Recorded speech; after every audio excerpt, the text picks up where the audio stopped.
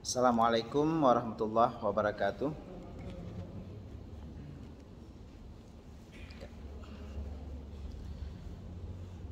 Innal hamdalillah nahmaduhu wa nasta'inuhu wa nastaghfiruhu wa nastahdihi wa na'udzu billahi min syururi anfusina wa min sayyiati a'malina may yahdihillahu fala mudhillalah wa may yudlilhu fala hadiyalah. Asyhadu an la ilaha illallah wahdahu la syarikalah wa asyhadu anna sayyidana Muhammadan abduhu wa rasuluh la nabiyya ba'da. Puji syukur mari sama-sama kita panjatkan kehadirat Allah Subhanahu wa taala, di mana pada hari ini hari Selasa, yaitu pengajian kitab Minhajul Abidin, di mana saya pun minta maaf sudah 2 minggu absen, tidak hadir untuk mengajar seperti biasa karena sedang dalam perjalanan ibadah, yaitu umrah ke tanah suci Baitullah. Selawat beriring salam mari selalu kita sanjung sajikan kehadiran Nabi besar Muhammad sallallahu alaihi wasallam, seorang kekasih yang bukan hanya kekasih kita tapi juga kekasih Allah. Beliau rela mengorbankan jiwa dan raga karena kerinduannya kepada umatnya. Bahkan di bulan kelahiran beliau ini, di bulan Rabiul Akhir, sebagai bulan kedua dari 4 bulan yang diperingati sebagai bulan kelahiran Rasulullah, yaitu Rabiul Awal, Rabiul Akhir, Jumadil Awal dan Jumadil Akhir. Di sini kita pahami bahwa sebenarnya Rasulullah itu sangat cinta kepada kita umatnya, bahkan melebihi cintanya kepada istrinya. Bagaimana Rasulullah SAW ini di saat mau sakaratul maut sekalipun, Rasulullah sampai berdoa, ya Allah, timpakanlah seluruh kesakitan sakaratul maut yang akan dirasakan oleh umatku, sehingga mereka nantinya tidak akan merasakan lagi kesakitan sakaratul maut. Rasulullah mau menanggung sendiri semua beban derita kita, bahkan derita kematian. Dan inilah yang membuat kita tidak bisa melupakan Rasulullah. Dan setiap orang yang pergi ke tanah suci, selain destinasinya untuk umrah, yaitu untuk melakukan satu ritual ibadah yang dimulai dengan tawaf, sa'i, lalu tahallul, tapi mereka semua menyempatkan diri untuk berkunjung menyampaikan salam kepada Rasulullah, seorang yang sangat kita agung-agungkan dan pastinya begitu banyak jasanya kepada kita. Termasuk hari ini kita belajar dari hadis-hadis beliau dan apa yang diajarkan beliau, ditinggalkan beliau melalui para ulama, yang insya Allah membuat kita akan bisa menempuh jalan menjadi orang yang abidin ataupun yang beribadah kepada Allah dengan sempurna, bahkan mencapai tingkatan paripurna dalam beribadah. Abi dan Umi Metuah Ban Bandung, jamaah di Masjid Al-Falah Kede Aceh. Pengajian kita minggu yang lalu, 3 minggu yang lalu, sudah bercerita tentang bagaimana tingkatan yang harus kita tempuh agar menjadi orang yang ibadah yang sejati atau abidin yang sejati. Ada 7 tingkatan. Tingkatan pertama ada tingkatan ilmu. Jadi setelah uqbatul ilmi, uqbatul taubah, uqbatul awaiq, uqbatul awarid, uqbatul bawaid, uqbatul qawadih, dan uqbatul hamdi wa syukri. Ada 7 anak tangga yang harus kita naiki agar kita bisa menjadi orang yang beribadah yang sesuai dengan petunjuk dan perintah dari Allah. Tingkatan pertama sebelum kita bisa ibadah yaitu tingkatan ilmu. Artinya semuanya harus kita pelajari dengan ilmu. Bagaimana ilmu ini menjadi sesuatu hal yang mendasar sebelum kita ibadah, karena ibadah tanpa ilmu pastinya akan tidak sah. Allah bercerita banyak hal tentang kemuliaan ilmu. Bahkan salah satu kemuliaan ilmu yang disebutkan dalam hadis Rasulullah ini, nadratun ilal alimi ahabbu ilayya min ibadatin sanatin siyamuha wa qiyamuha. 1 kali pandangan di atas orang alim itu sama seperti ibadah setahun, baik itu puasanya maupun mendirikan malamnya. Jadi kalau kita memandang orang yang alim, urun semebut, gure gedanyo, dengku, ulama, kita lihat walaupun fotonya. Jadi Habib Umar bin Al-Hafidh, salah satu cucu Rasulullah, dan sekarang adalah kepala daripada seluruh habaib yang ada di dunia saat ini, Habib Umar Al-Hafidh. Beliau berkata bahwa surah ataupun foto ataupun taswir, potret yang kita ambil di media sosial, di internet, kita lihat foto-foto ulama yang lagi gantung zaman katanya, di rumah-rumah itu sudah ada foto-foto para ulama, baik itu foto Abu Ya Mudawali, foto deretan ulama-ulama Ahlus Sunnah wal Jamaah. Foto-foto ulama yang ada di tempat kita mempunyai fadilah mengusir syaitan dari rumah. Nah, itu saya baru tahu tadi, karena kebetulan baru belajar ada halakah dari majelisnya Habib Umar. Ternyata foto yang ada di HP kita, di rumah kita, fotonya para ulama sekalipun, jadi bukan ilmunya, fotonya ulama itu dapat mengusir setan di rumah. Dalil yang Habib Umar ambil ini daripada Sayyidina Umar radhiyallahu anhu, sahabat Rasulullah. Saat beliau melewati sebuah lorong, lalu ada setan yang berjumpa dengan Rasulullah. Rasulullah bertanya, kamu biasa lewat lorong sini, kata Rasulullah. Kenapa kamu tidak melewati lorong ini pada hari ini? Ternyata kata setan tersebut, kata iblis tersebut, saya tidak berani lewat di lorong itu karena Sayyidina Umar baru saja lewat di lorong itu. Artinya ada bekasan, ada athrah dari lewatnya seorang ulama, orang ahlul ilmi, orang yang berilmu. Orang yang ulama lewat di sebuah lorong membuat setan gak berani lewat lorong itu. Bayangkan apabila ada sebuah foto ulama, seperti kita dalam tempat imam ini ada foto ulama, ada pandangan kita kepada foto ulama-ulama saja, ini sudah membuat kita terhapus atau terhindar dari setan. Jadi upayakan, budayakan, biasakan untuk melihat wajah para alim ulama yang ada di sekitar kita, dan jadikan ini ladang amal untuk kita. Karena sekali melihat atas para ulama saja sama seperti ibadah setahun. Sekali lihat atas ulama saja, Gejak Abu Bakar, Gejak Abu Mudi, siapapun ulama yang hadir ke sini, untuk masih hidup lihat terus. Kalau sudah meninggalkan kita, ada Abu Balugadi yang sudah meninggalkan kita, ada Abu Tumin yang barusan meninggalkan kita juga. Banyak para ulama bahkan termasuk orang tua kita. Ini baru dapat kabar ternyata ayahanda daripada Tuku Mukhtar, imam kita juga barusan berpulang ke Rahmatullah, dan sudah 15 hari juga. Jadi kalau kita sudah terpisah dari mereka, kita cuma bisa menyimpan fotonya. Kalau masih hidup, upayakan kita bisa melihat, berkunjung langsung dan mengambil barakah daripada para ulama. Ada banyak orang di dunia ini yang mengambil berkah tabarukan, pergi ke Malaysia, pergi ke Arab, pergi ke Yaman. Barusan ananda daripada Abu Mudi yaitu Abi Zahrul pulang dari Yaman, dari Mesir, untuk khusus berkunjung dan bertabaruk melihat wajah ulama, bersalaman, memeluk, mencium para ulama ini. Kenapa? Biar ada berkah dari ulama ini yang turun. Karena masalah harta siapapun ada, tapi masalah berkah gak semua orang dapat. Kalau orang punya harta itu cuma digunakan untuk keperluan sehari-hari, belum kut habis. Tapi yang namanya berkah, walaupun sedikit, berih nasa bosa, itu yang tidak dapat jauh keluarga. Rame-rame dapat jauh rumah, pihan habis, itu namanya berkah. Jadi keberkahan ini, tabarukan yang dicari orang sampai habiskan biaya naik pesawat, jumpai para ulama. Kalau hari ini kita bisa, setiap ada pengajian, ada halakah, hadiri, kunjungi, minimal tanya ikut hana depu putra kebukah depu deh takalan wajah buatnya saja sudah luar biasa. Ustaz Agus Somad ceramah, kita jauh kali ke belakang, nggak dengar kita apa beliau bilang. Ada layar proyektor yang nampak wajah beliau, nasib menyan mendem. Cukup lihat wajahnya saja sudah dapat fadilahnya.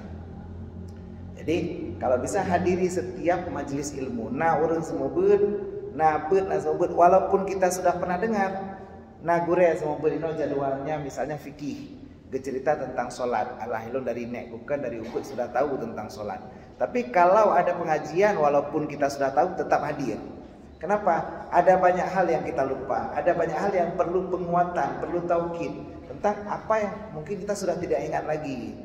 Ada beberapa hal yang mungkin salah yang kita lakukan selama ini. Saya sendiri imam, sudah bertahun-tahun jadi imam. Tapi pernah saya sekali jadi imam diingatkan oleh makmum yang di belakang tentang masalah tajwid saya. Jadi artinya kita pun tidak ada manusia yang sempurna. Jadi jangan lupa never ending learning. Jangan pernah berhenti untuk belajar. Siapapun yang hari ini berada pada posisi saya misalnya, saat saya mengajar di sini bukannya ilmu saya sudah sempurna, saya pun masih harus belajar dari Bapak Ibu semuanya yang hadir, dari Abi dan Umi Mendung. Saya pun masih harus belajar. Banyak hal yang saya tidak tahu pun. Hari ini saya mengerti sedikit tentang tasawuf, tapi tentang masalah kedokteran saya mungkin harus tanya sama adik saya ini. Jadi artinya posisinya jangan pernah malu dan berhenti untuk belajar. Karena salah satu tanda orang yang husnul khatimah adalah orang itu selalu giat dan gemar untuk belajar pengajian atau belajar ilmu agama. Salah satu tanda, ini salah satu tanda, artinya ada banyak tanda orang husnul khatimah. Salah satu tanda orang yang husnul khatimah adalah orang tersebut selalu gemar untuk jabut. Nah, pengajian galak kerja, galak, rasa suka untuk mengikuti pengajian, ini salah satu tanda husnul khatimah. Artinya insya Allah kalau malam ini pun menjadi malam terakhir untuk kita, tanya malamnya meninggal pun insya Allah mudah-mudahan menyertai nara jabut roh rakeun la ilaha illallah. Karena itu yang paling kita impikan. Hidup dunia ini kan putar anak kirana. Tak kerja ada meninggal danyo tetap nah pekerjaan nasal puput. Lakon danyo meninggal kitanya. Ini kok anak katanya malah pakai nah tinggal harta. Artinya apa yang kita target kali? Yang kita targetkan adalah kehidupan kita nanti. Karena Allah jadikan ja'alal mauta wal hayata liyabluwakum ayyukum ahsanu amala. Dijadikan kehidupan dan kematian serta hidup setelah mati nanti untuk kita berlomba-lomba siapa yang paling banyak amalnya.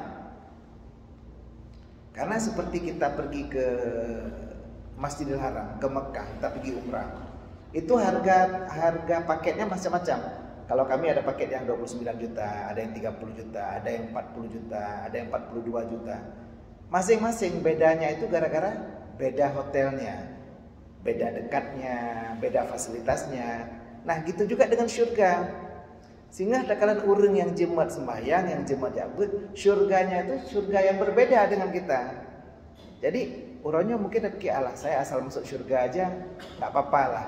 Nah kalau syurga kita tanpa air panas misalnya, tanpa shower, tanpa dispenser misalnya, dengan syurga yang lebih tinggi dan itu selama-lamanya, sekali dapat selalu di situ.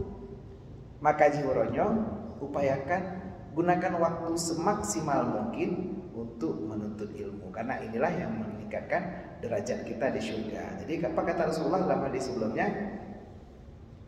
Ala adullukum ala asyrafi ahlil jannah? Qalu bala ya Rasulullah, qala hum ulama'u ummati. Apakah kamu mau saya tunjukkan, kata Rasulullah, siapa umatku yang paling mulia? Boleh ya Rasulullah, kata sahabat. Hum ulama'u ummati. Mereka lah para ulama daripada umatku. Jadi kalau mau tahu siapa yang dapat kamar VVIP, siapa yang dapat kamar paling bagus di surga, itu bukan raja, bukan juga orang ahli ibadah, tapi netanda untuk neprati di wadah dalam surga insyaallah. Yang paling manyang derajat, yang paling lagak kama, yang paling le fasilitas nanti di surga adalah orang yang paling pintar, paling pandai. Nyanpun. Jadi itu Abu Mudawali, Abu Nisa Melanga, Abu Kutakru, walaupun mungkin dirinya biasa-biasa saja, tapi nanti di surga mereka lah orang-orang yang paling hebat kamarnya, paling mewah fasilitasnya di surga. Makanya hari ini gunakan waktu kita untuk menuntut ilmu dan ajaklah anak-anak kita, walaupun pangkat ubud pendit, tapi ada jid dalam bud. Karena bud inilah yang membuat tinggi derajatnya. Kalau anak-anak kita berada dalam surga, silakan. Rasulullah yang paling tinggi, kenapa? Karena Rasulullah yang paling pintar. Jadi kata Rasulullah, aku adalah Madinatul Ilmi wa Ali babuha, dan Ali adalah pintunya ilmu. Berarti setelah Rasulullah bisa jadi bukan Abu Bakar tapi malah Ali. Apakah Rasulullah yang paling tinggi? Betul. Jadi hadis ini, ala adulukum ala asyrafi ahlil jannah qalu hum ulama ummati. Siapa yang paling mulia ahli surga adalah ulama umatku. Artinya dari umat Rasulullah, bukan asli Rasulullah. Ya Rasulullah yang hanapat memang pasti beliau paling tinggi. Tapi setelah itu, setelah Rasulullah siapa? Apakah Utsman yang paling kaya atau Abu Bakar yang paling setia? Sepertinya kalau berpetokan dari sini, malah yang paling pintar menerjemahkan semua perkataan Rasulullah malah Ali. Kata Rasulullah sebuah hadisnya, ana Madinatul Ilmi wa Ali babuha. Saya kota ilmu, ubena ilmi. Rasulullah tahu, termasuk ilmu yang belum diketahui oleh orang lain, termasuk ilmu tanda-tanda kiamat, asyrafis sa'ah. Lalu Ali ini sebagai pintunya ilmu, makanya derajatnya nanti dilihat dari yang paling banyak ilmu. Di antara sahabat Rasulullah, selain 4 sahabat utama, selain 10 sahabat yang diberikan janji masuk surga, siapa yang paling dekat dengan Rasulullah termasuk diberikan ilmu tentang asyrafus sa'ah, tentang tanda-tanda kiamat? Salah satunya Abu Hurairah. Beliau yang paling banyak diberitahukan tentang tanda-tanda yang hana gepegah baur lain. Banyak hadis-hadis khusus yang diceritakan Rasulullah kepada Abu Hurairah. Artinya yang hana cerita baur lain, yang rahasia-rahasia Rasulullah ceritakan, itu diceritakan sama Abu Hurairah. Banyak tanda-tanda kiamat, termasuk banyaknya fitnah. Kenapa sekarang waktu kena kiamat sekarang terlalu banyak fitnah? Orang gepuput salah bacut langsung beredar di media, langsung ribut sana, ribut sini, orang pecah penoi, pecah gede. Ini tandanya kita sudah hampir tiba masa kiamat. Makanya gunakan waktu kita. Yang paling tinggi tetap Rasulullah, yang dapat pegaba. Tapi di bawah Rasulullah bukan Nabi Adam, bukan Nabi Idris. Bahkan ulama ini lebih tinggi daripada nabi-nabi yang lain. Kita cerita di awal kitab Minhajul Abidin, Imam Ghazali yang satu derajat dengan Nabi Musa. Nabi Musa nabi, bisa berbicara dengan Allah. Imam Ghazali cuma ulama yang baru saja, dan beliau yang menulis kitab ini. Tapi Imam Ghazali santut derajat dengan Nabi Musa, nyanduk kelebihan fadail daripada ilmu. Makanya gunakan waktu dan waktu kita terus-terusan untuk selalu menuntut ilmu, menuntut ilmu, menuntut ilmu. Hana watai abud, dro urmau dan dengar, buka YouTube, lihat channel-channel tentang pengajian. Ada channelnya Ustaz Gunawan. Nah, pengajian orangnya yang hana abud ada nanti di pengajian kita di Ustaz Gunawan. Jadi lihat channel-channel yang lain juga tentang pengajian, ikuti pengajian-pengajian tersebut. Karena sedikit ilmu yang kita ketahui, insya Allah menjadi penambah derajat kita. Nah, ini cerita kita dari minggu yang lalu ya, Om ya. Oke, kita lanjutkan pengajian kita hari ini.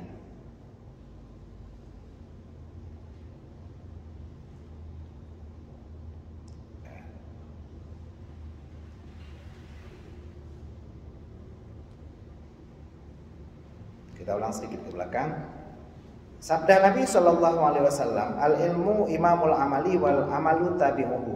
Bermula ilmu itu ikutan amal, dan amal itu mengikuti akan dia, dan sungguhnya adalah ilmu itu asal dan ikutan. Lazimlah engkau dahulu akan dia atas ibadah karena dua perkara. Jadi apabila ada waktu kita untuk melakukan, apakah saya mau belajar atau mau beribadah, tetap dahulukan belajar. Tanya misalnya nabut setelah maghrib, kita belum sholat sunat misalnya. Nah, itu dahulukan buat ileh daripada sholat sunat. Kalau buatnya sudah mulai, kalau ada waktu untuk sholat silakan. Kalau sholat wajib tetap dahulu sholat wajib dulu. Tapi apabila waktu kita terbatas untuk melakukan amal, kita udah buat, kita mau ambil Quran, mau mengaji, tapi di depan ada tengku sedang mengajar pengajian, pugat baca Quran, tabut gedrode ataupun tak dengar pengajian, bagus dengar pengajian daripada saya mau sholat awabin. Antara maghrib dan isya ada sholat sunat awabin. Apakah saya mau sholat sunat atau dengar pengajian? Bagus dengar pengajian. Antara ibadah dan amal, tetap dahulukan amal. Kenapa? Karena ada dua macam. Pertama, supaya hasil bagimu ibadat dan sejahtera ia, maka bahwasanya pertama-tama wajib bahwa mengetahui Tuhan disembahkan, kemudian maka engkau ibadat akan dia, dan betapa engkau ibadatkan mereka itu yang tiada engkau ketahui akan namanya dan sifatnya, zatnya dan barang yang wajib baginya, dan tetap engkau ibadatkan mereka itu yang tiada engkau ketahui akan namanya dan sifatnya dan barang yang mustahil pada haknya, maka terkadang barangkali engkau iktikat padanya dan sifatnya suatu yang tiada patut bagi zatnya, dan kami berlindung dengan Allah dan barang yang menyalahi sebenarnya, maka jadilah ibadat kamu seperti debu yang bertebaran. Kenapa wajib punya ilmu? Takut-takut waktu terdahulukan ibadah kita jadi salah.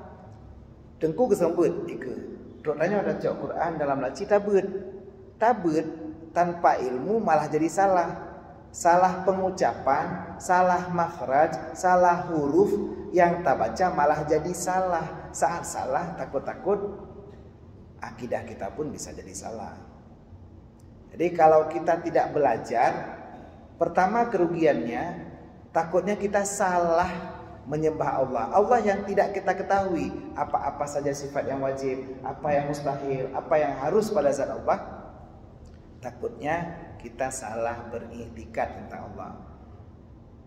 Allah wujud qidam baqa mukhalafatuhu lil hawadisi qiyamuhu bi nafsihi wahda niyah qudrah iradah ilmun hayat sama basar kalamul qadiran muridan aliman hayyan sami'an basiran mutakalliman. 20 sifat yang wajib pada Allah.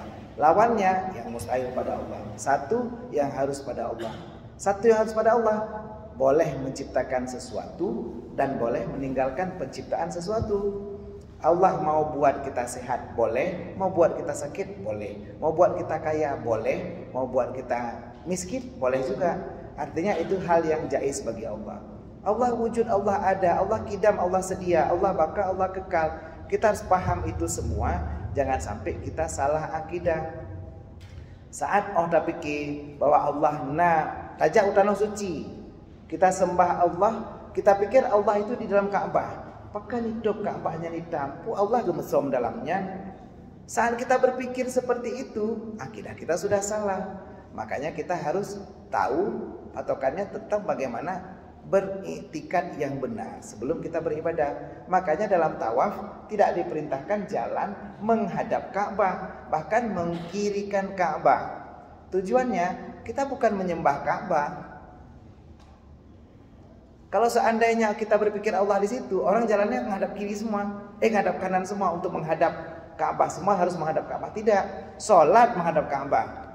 Kalau kita tawaf, Ka'bah sebelah kiri kita. Artinya Ka'bah ini bangunan yang menjadi Baitullah, rumah Allah, tapi bukan disembah. Yang disembah tetap Allah. Jadi inilah namanya pemurnian akidah. Makanya kalau tanpa ilmu, takutnya akidah kita bisa salah. Akidahnya sakit oleh umat itu aku menyogol kenang bodrek, kalau kena panadol sang hana bere menyokak kujib kapulih. Saat kita berpikir bahwa yang menyembuhkan kita adalah bodrek atau obat itu, di situ akidah kita salah. Makanya hati-hati dengan yang namanya akidah. Ini yang pertama. Ataupun saat kita bilang, hai bu ya foto leh dengan Ustaz Gunawan, goknyan pada buah di tanah suci, assalam leh goknyan, itu ada ibunda baru pulang tanah suci, ayahanda, adinda juga baru pulang tanah suci, foto goknyan leh, hanya dong foto leh, takut meninggal sih. Nah, saat berdiri tiga kita berpikir bahwa akan terjadi musibah, di sini juga akidah kita salah juga lagi, karena tidak ada sesuatu pun yang bisa membuat bekasan selain dengan izin Allah.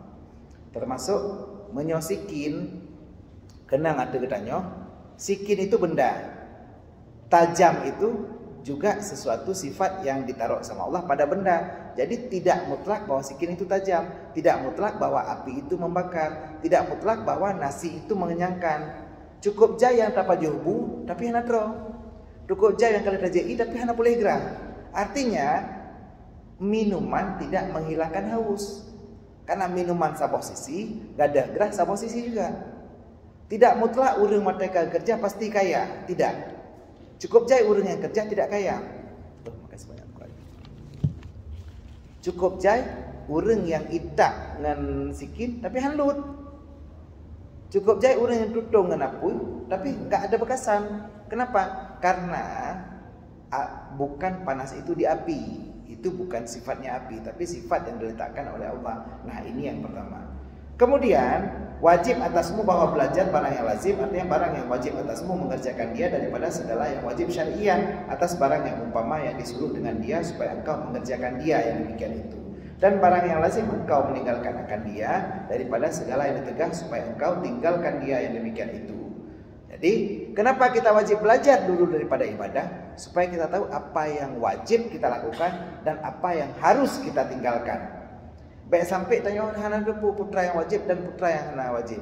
Seperti kemarin kita pergi ke tanah suci, menyota-nyota sembahyang, ada pih telekom tanya tutup sampai bakmi, tutup sampai dekat mata sini nggak apa-apa. Tapi kalau kita tawaf di samping Ka'bah, syaratnya malah wajah itu harus terbuka karena memang larangan bagi wanita menutup muka. Jadi menyona telekom tanya sampai drop bakmi lagi itu malah nggak sah tawafnya, bahkan itu larangan ihram, kita malah kena dam kalau dianggap menutup muka. Tatup dagu kita hari ini, kalau pakai masker pasti nggak boleh. Kalau tutup dagu saja, kalau sholat sah, kalau tawaf nggak sah. Jadi kita harus tahu yang mana yang harus kita lakukan, yang mana malah harus kita tinggalkan. Hari ini kita pakai peci sholat, ini malah jadi sunat karena menutup kepala. Tapi kalau kita tawaf lagi dalam keadaan ihram, malah harus buka peci. Oh, tempat botak katanya ya udah memang harus buka peci itu. Karena memang nggak boleh posisinya menutup kepala bagi laki-laki. Jadi dengan adanya ilmu kita tahu mana yang fardu, mana yang haram, mana yang harus kita kerjakan, mana yang harus kita tinggalkan. Makanya inilah perlunya ilmu daripada ibadah. Dahulukan ilmu daripada ibadah. Dan jika tiada, maka betapa engkau mengerjakan dengan taat yang tiada engkau ketahui akan dia apa ia, dan betapa wajib maka engkau perbuat, atau betapa engkau menjauhkan maasi yang tiada engkau ketahui bahwasanya ia maksiat, hingga jangan jatuh dirimu di dalamnya. Berapa banyak ibadah yang kita nggak ketahui bahwa itu ibadah, bahwa itu sifatnya sunat ataupun wajib. Tanya, saya ada sembahyang Isya, lagi sholat Isya, kita baca Subhana Rabbiyal Azimi 3 kali. Lalu saat kita baca 2 kali, imam sudah bangun sami Allahu liman hamidah. Roh dah beda. Begitu kita bangun kita teringat, oh mak benar Subhana Rabbiyal Azimi wa bihamdi baru 2 kali saya baca, belum 3 kali. Badu sembahyang belum. Artinya kita nggak tahu bahwa itu sunat. Banyak hal yang kita hari ini nggak tahu. Apa ini? Sunat, wajib, makruh, haram. Kadang-kadang kita sudah lakukan, tapi kita nggak tahu hukumnya apa. Ataupun kita sudah tinggalkan, tapi kita nggak tahu bahwa itu memang sesuatu yang dilarang oleh Allah. Saat kita meninggalkan sesuatu tanpa kita niatkan meninggalkan yang haram, maka tiada pahala baginya. Buronyo, HP kita nyong. Saat ada iklan yang menunjukkan, misal di TikTok lah, kita di TikTok lagi nonton TikTok, tiba-tiba waktu kita scroll, kita geser ke bawah, ada video perempuan yang mungkin berbusana minim. Kita nggak mau lihat, kita scroll ke atas lagi atau kita tutup HP kita, tanpa kita niatkan bahwa itu adalah saya tidak mau lihat karena ini dosa, saya tidak mau lihat karena ini melanggar daripada syariah. Kalau kita tidak niatkan seperti itu, swipe-nya kita, penghalangan kita untuk melihat itu tidak dapat pahala. Tapi kalau kita tinggalkan melihat itu karena kita tahu bahwa itu haram, maka itu menjadi pahala untuk kita. Jadi sambil lihat HP pun jadi pahala. Kita buka WhatsApp, kita balas pesan dari orang. Nah, saat kita balas pesan ini kita niatkan silaturahmi, jadi pahala. Kalau kita nggak niat apa-apa, ya nggak ada pahala, nggak ada dosa. Ada banyak orang kirim pesan, nggak kita balas-balas, kita baca aja nggak kita balas. Mungkin orang lain marah, kenapa orang ini kok baca aja nggak balas? Sebenarnya kita bisa beralasan, kenapa saya baca saja tidak saya balas? Karena wahyu pertama yang turun adalah ikra, bacalah, bukan balaslah. Jadi ya makanya miona urung baca atau tidak balas nggak boleh marah ya, karena disuruh baca aja nggak disuruh balas. Jadi kalau kita gunakan media sosial kita dengan baik dan benar, mungkin kita bisa dapat banyak pahala dari sini. Bukannya malah dapat banyak siksaan dari sini. Gunakan yang benar seperti diberitahukan di Minhajul Abidin. Dengan ilmu kita tahu apa itu yang disuruh dan apa itu yang dilarang atau ditegah oleh Allah. Jadi dengan adanya ilmu, maka ibadah yang pada syar'i itu seperti bersuci dan sembahyang dan puasa dan yang lain daripada wajib, bahwa engkau belajar akan dia dengan segala hukumnya dan segala syaratnya hingga engkau dirikan dia, maka terkadang engkau meninggalkan dia atas suatu beberapa tahun dan beberapa masa daripada barang yang membinasakan dia atasmu, air sembahyang kamu dan sembahyang kamu dan mengeluarkan dia itu. Jatuh keduanya atas yang berbetulan sunat dan engkau tiada mengetahui yang demikian itu. Nah, kadang-kadang kalau kita tidak belajar ilmu, kita melakukan sesuatu bertahun-tahun, bermasa-masa kita lewati waktu, yang tadi saya sampaikan, kita nggak tahu bahwa itu sunat.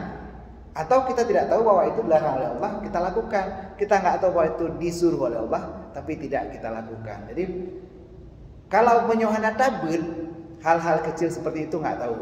Contohnya,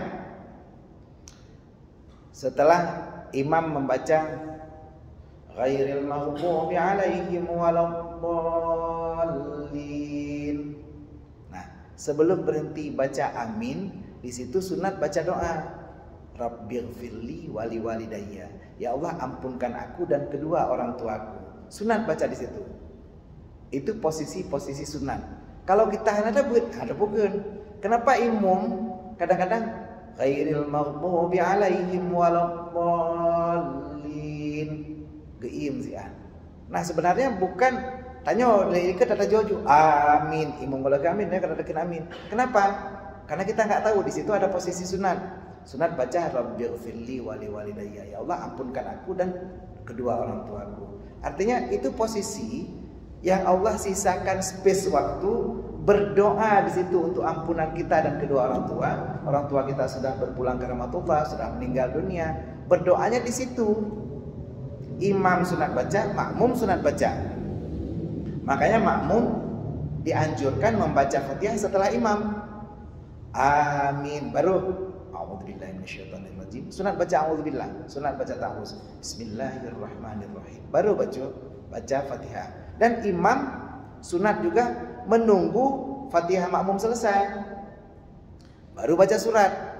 Jadi sunatnya imam itu setelah amin nggak baca surat terus, nggak amin Bismillahirrahmanirrahim, nggak langsung, tapi diberikan space waktu agar makmum sempat membaca Fatihah.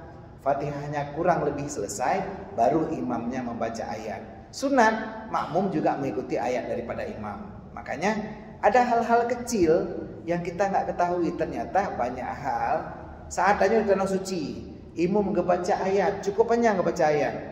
Kalau kita tahu, kita boleh baca juga ayat tersebut. Kenapa? Biar kita juga tersentuh. Imam di Masjidil Haram keklik waktu ngebaca ayat Quran. Kenapa? Dia tahu mana ayat yang merupakan ancaman, mana ayat yang merupakan pahala, merupakan wa'ad ataupun wa'id. Wa'ad itu janji banis, wa'id itu janji ancaman. Saat itu imam banyak yang menangis. Kalau kita ikuti juga boleh. Menangis dalam sholat boleh. Yang penting tidak mengeluarkan suara yang berbentuk huruf. Nah, dengan ilmu yang kita ketahui walaupun sedikit-sedikit ini, banyak hal yang sunat-sunat yang kita bisa lakukan. Dan insya Allah kita bisa terus lakukan hal-hal ini. Misal contoh hal-hal kecil seperti yang biasa saya ajarkan tentang potong kuku sunat. Tapi sunatnya yang paling bagus, lebih sunat lagi di hari Senin, di hari Kamis, di hari Jumat misalnya. Jadi banyak hal yang harus kita ketahui tentang hal-hal yang kecil. Dan engkau tidak mengetahui dengan demikian itu. Dan terkadang melintangi bagimu suatu yang kesamaran dan tiada engkau dapat akan tempat bertanya akan dia daripada yang demikian itu, dan tiada engkau mengetahui dan tiada engkau belajar akan dia. Kalau kita hari ini tabut sabi-sabi, insya Allah apabila ada kesamaran, nah sesuatu yang ada depu, Mak, nyot Ustadz Gunawan gesebut tentang tasawuf. Saya mau tanya tentang halangan, tentang menstruasi. Ustadz, ilmu halangan 20 huruf baru putuh, gimana cara? Nah, artinya kalau kita tanya dalam halakah ini kadang-kadang hanya cocok dengan pengajian. Boleh melalui WA ke nomor saya ada sama Tukar Arif juga 081167 5-nya 5 kali. Boleh melalui WA, boleh melalui SMS. Ada hal-hal yang kita tidak ketahui atau kesamaran. Tanya-tanya yang dalam kawan, hana mangan. Tanya-tanya yang dalam tanya-tanya langsung, San. menyan ada depu. Tapi kalau kita nggak tanya, bertahun-tahun kita lakukan terus. Kita halangan 20 hari, man 20 huruf, hana ada sembahyang. Karena halangan ceritanya. Halangan pertama 3 hari pertama masih flag, masih bercak-bercak merah. Di akhir flag lagi 20 huruf dengan sembahyang. Makanya ini kita harus belajar. Jangan sampai sembahyangnya nanti kita dianggap di akhirat kita nggak sholat, padahal kita sudah lakukan semua yang diperintahkan oleh Allah. Oke, kita sudah sampai di titik. Insya Allah pengajian minggu depan kita akan baca dari kemudian maka adalah edaran kelakuan ya. Insya Allah di halaman 12 baris ketiga.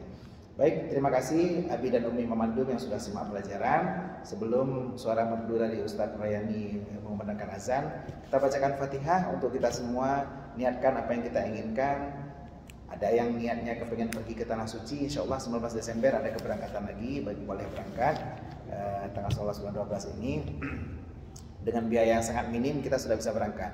10 juta kadro Tanah Suci. Mudah-mudahan seluruh jamaah ini berdua niatkan saja apa yang kita inginkan, Allah permudah keinginan kita. Baik, di tanggal cantik hari ini 22/11/22 kita bacakan Fatihah untuk kita semuanya. Ila hadratin Nabiyil Mustafa Rasulullah sallallahu alaihi wasallam wa ala alihi wa sahbihi wa dzurriyyatihi ajmain wa kulli sahabati wassalihin. Yaqdi hajatina ya Allah berkati Fatihatul Kitab. Yaqdi hajati Tengku Muhammad bin Yusuf Umar, Salami bin Tengku Mahmud, Nurdin bin Ahmad, Tengku Arifullah bin Muhammad Ja'far, Jamaluddin bin Ishaq, Raisal Akbar bin Rasnijar Daud, Rudi Gunawan bin Rasnijar Daud, Ismet bin Abdullah, Muhammad Hanafiah bin Usman Beransyah, Usman bin Sarung, Nurdin Usman bin Usman Abdurrahman, Heri bin Haji Welmi, Muhammad Husain bin Mahmud, Rasnijar bin Muhammad Daud, Muhammad Fauzan Azimah bin Amiruddin, Haji Amiruddin bin Haji Hamzah, Ibrahim bin Muhammad Syah, Nabila Rajabi bin Tajuddin, Amiruddin bin Tuku Abdul Manaf, Ummi Salamah binti Hanafiyah, Halimah binti Ali Basyah, Asmanizar binti Hasballah, Misnam binti Kasimun, Mardian Syahri binti Zulkarnain, Cud Sisin Mehita Sandi binti T Sandi Andrian, Salmina binti Abdul Muttalib, Rosmaini binti Ismail, Yusra binti M Yusuf, Nursidah binti M Daud, Royani bin Radali, Nadira Fatana binti Royani, Iskandar bin Zakaria. Yaqdi hajatina ya Allah berkati Fatihatul Kitab. Ala hazihi niyyah wa kulli niyyatin sholihah.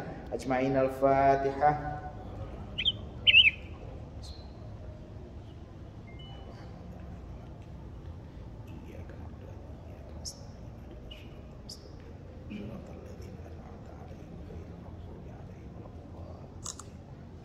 Terima kasih atas segala perhatian, mohon maaf atas segala kurangan. Assalamualaikum warahmatullahi wabarakatuh.